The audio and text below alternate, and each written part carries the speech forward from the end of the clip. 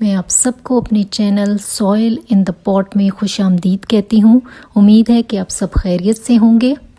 आज की वीडियो में आप जानेंगे कि तर को बीज से किस तरह ग्रो किया जाता है।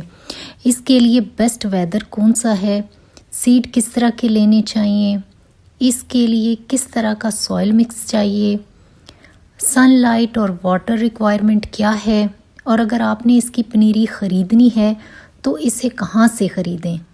सबसे पहले ये जान लेते हैं कि इसे किस मौसम में ग्रो किया जाता है। इसे फरवरी से मई तक ग्रो किया जाता है। तर या ककड़ी की पनीरी तैयार करने के लिए अच्छे और मियारी बीजों का इंतखाब करें।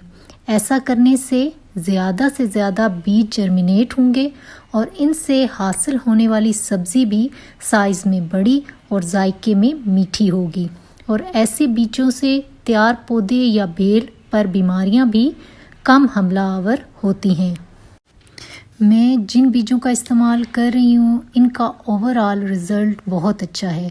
अगर आपको इससे भी अच्छे सीड मिल जाते हैं तो आप उनका इस्तेमाल ज़रूर करें। बीज लगाने के लिए आपको जो सॉइल मिक्स तैयार करना है इसमें 50% गार्डन सॉइल, 20% वर्मी कंपोस्ट या काऊ डंग और 30% सैंड डालें। इन सब को अच्छी तरह से मिक्स कर लें। तर के बीज लगाने के लिए छोटे पॉट का इंतखाब करें। इस पॉट में ड्रेनेज होल ज़रूर हों। इन होल्स को आप कागज़, सूखे पत्तों, बजरी, पुराने पॉट के टूटे हुए छोटे पीसेस या कार्डबोर्ड के टुकड़ों से भी कवर कर सकते हैं। अब पॉट में मिट्टी डालें और 3 हिस्से मिट्टी डालने के बाद मिट्टी को हाथ की मदद से हल्का हल्का दबाएं ताकि एयर पॉकेट ख़त्म हो जाए। अब मज़ीद मिट्टी डालें। आपने पॉट में मिट्टी डालकर उसे पूरा फिल नहीं कर देना, बल्कि उसमें ऊपर से 1 या 1.5 इंच तक जगह को खाली छोड़ना है। उंगली या किसी स्टिक की मदद से मिट्टी में होल करें और इसमें तर के बीज को डाल दें और ऊपर से हल्की मिट्टी की लेयर से इन्हें कवर कर दें। बहुत ज़्यादा मिट्टी से कवर ना करें क्योंकि इससे बीज ज़मीन में दब जाएंगे और गल सड़ जाएंगे।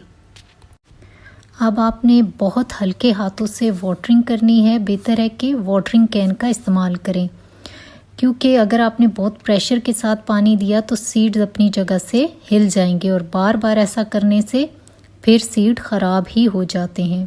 फर्स्ट टाइम आपने सीड्स को इस तरह से वाटरिंग करनी है कि वो सारी सॉइल को गीला करता हुआ ड्रेनेज होल से बाहर आ जाए। इसके बाद आपने इस तरीके से वाटरिंग हरगिज़ नहीं करनी, बल्कि सिर्फ इतनी वाटरिंग करनी है कि ऊपर का सरफेस एरिया ही हल्का सा मॉइस्ट रहे, नम रहे। आपने उसको वेट नहीं करना, ओवर वाटरिंग नहीं करनी, इससे सीड्स गल जाएंगे। अब आपने इस पॉट को शेडी एरिया में रखना है जहां सूरज की डायरेक्ट रोशनी ना पड़ती हो ताकि इसकी मिट्टी जल्द खुश्क ना हो। आपने इसको वाटरिंग तब ही करनी है जब इसकी ऊपर की सतह में नमी कम हो। आपने इसे नम यानी मॉइस्ट रखना है, वेट नहीं रखना। नमी में ही सीड जर्मिनेट होंगे। 3 या 4 दिन में बीज से नन्हे मुन्ने पौधे निकल आएंगे। अगर आप चाहते हैं कि बीज की जर्मिनेशन जल्दी से शुरू हो जाए तो आप इसे एक रात पहले पानी में भिगो दें और फिर मिट्टी में लगाएं। कुछ सीड्स तो बहुत जल्द जर्मिनेट हो जाएंगे और कुछ आहिस्ता जर्मिनेट होंगे। ऐसे सीड जो लेट जर्मिनेट हो रहे हैं बेहतर है कि आप उनको डिस्कार्ड कर दें, निकाल दें, और ऐसे सीड्स जो फ़ौरन से जर्मिनेट हो गए हैं उन्हें आप उस पॉट में रहने दें। अब पनीरी को ऐसी लोकेशन में रखेंगे जहां सुबह के 2 घंटे या शाम के 2 घंटे की हल्की धूप पड़ती हो। तेज़ धूप में रखने से पनीरी जल जाएगी। तर की पनीरी 7 या 8 इंच की हो जाए तो आपने इसे बड़े पॉट में ट्रांसफ़र कर देना है। इसके लिए आप 14 इंच का पॉट भी ले सकते हैं और इसके अलावा फ्रूट बास्केट जो आम बाज़ार से मिल जाती हैं उसमें भी ये बहुत अच्छा रिज़ल्ट देती है। लेकिन एक पॉट में एक ही बेल आप लगाएं। और अगर आप इसे डायरेक्ट ज़मीन में लगाना चाह रहे हैं तो बेल वाली सब्जियां ज़मीन में डबल फ्रूटिंग करती हैं। गमले में पनीरी को लगाने के लिए आपने 50% गार्डन सॉइल लेनी है, 30% सैंड और 20% फर्टिलाइज़र अच्छी तरह से मिक्स करनी है। इसमें दो और चीज़ें आप जरूर ऐड करेंगे, एक है बोन मील फर्टिलाइज़र और दूसरा है नीम केक फर्टिलाइज़र। इन फर्टिलाइज़र के इस्तेमाल करने की वजह से पॉट में भी आपकी तर की बेल पे बहुत अच्छी फ्रूटिंग होगी। इन फर्टिलाइज़र को मिट्टी के साथ अच्छी तरह मिक्स करें और पॉट में ड्रेनेज होल को कवर करने के बाद इस मिट्टी को इसमें अच्छी तरह से फिल कर दें और ऊपर से 2 या 3 इंच जगह को खाली रहने दें। पनीरी को रूट बॉल समेत अलग करें और मिट्टी में होल करके इसमें तर की पनीरी को लगाएं और मिट्टी से अच्छी तरह कवर करने के बाद इसे वाटरिंग भी कर दें।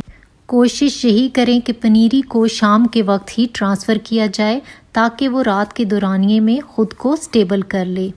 पनीरी ट्रांसफ़र करने के 1 या 2 दिन तक झुकी हुई होगी, मगर जैसे जैसे वो नई मिट्टी में अपनी जड़ें जमाएगी और स्ट्रेट हो जाएगी। अब आपने इसे हर 10 दिन बाद बनाना पील फर्टिलाइज़र और गोबर की खाद डालनी है। एक गमले में 1 मुट्ठी ही गोबर की खाद डालनी है ताकि बेल अच्छे से पत्ते और टहनियाँ निकाले। इसके लिए इस स्टेज पर वाटरमेलन लिक्विड फर्टिलाइज़र भी बहुत अच्छे से वर्कआउट करती है।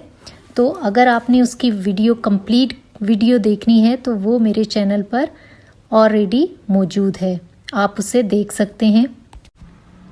इस वीडियो में तर की जो पनीरी और बेल आप देख रहे हैं, इन्हें मैंने मई के महीने में ग्रो किया था। ये फुली ऑर्गेनिक हैं, इनमें किसी किस्म के केमिकल का इस्तेमाल नहीं किया गया। तर की बेल पर 35 डेज़ में ही फल आना शुरू हो जाता है और बरसात के दिनों में तो ये बहुत तेज़ी से ग्रो करती है। इसे ग्रो करना नहायत आसान है और इससे हासिल होने वाली तर भी बहुत जायके वाली होती है। तर में बहुत ज़्यादा फाइबर पाया जाता है। अगर आपके पास बहुत ज़्यादा स्पेस नहीं है तब भी आप तर की बेल को ग्रो कर सकते हैं।